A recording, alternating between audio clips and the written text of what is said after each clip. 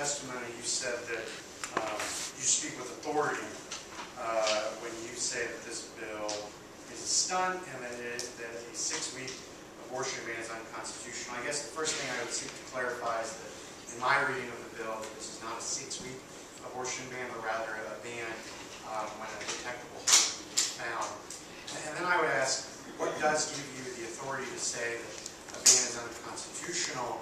As a student of the law, I know the Supreme Court is unpredictable at best.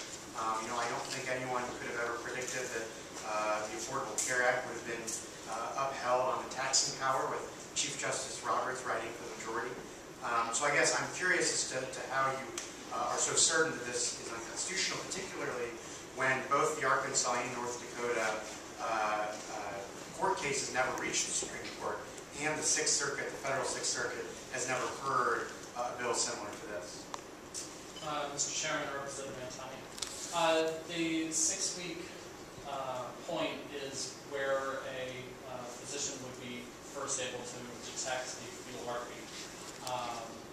We saw this during the very first committee hearing for this bill when they decided to hold ultrasounds in committee.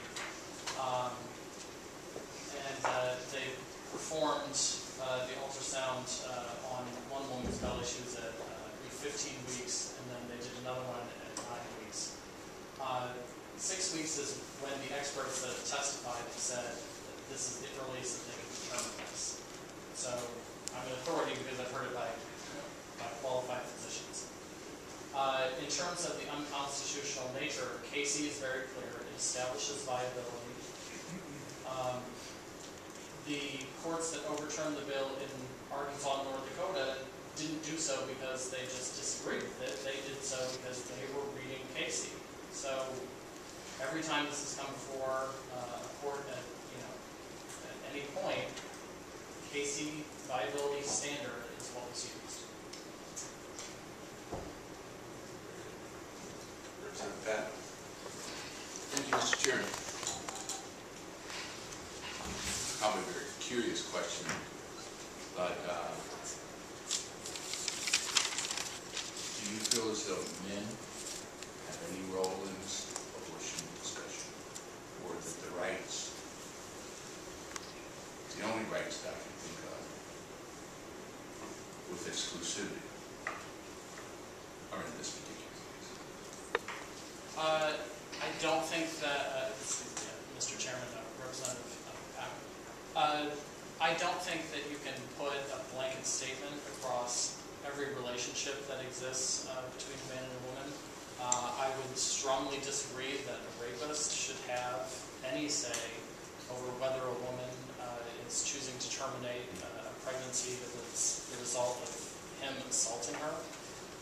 So universsally, no, I don't think that we can say that. Now, I think that women have the right to seek out counsel of whomever they choose. If that's their husband, if that's their fiance, that's up to the woman. So, I guess the short answer is no. Men do not have universal rights here, if that's what you're asking. Mr. Chairman, follow up. I was wondering about any rights, since usually in the majority of cases, there are 50% of the equation that brings us to this position. We have this discussion. Mr. Chairman, Representative, men have an absolute right to be able to talk to the women if they've had a consensual relationship. That's where their right exists.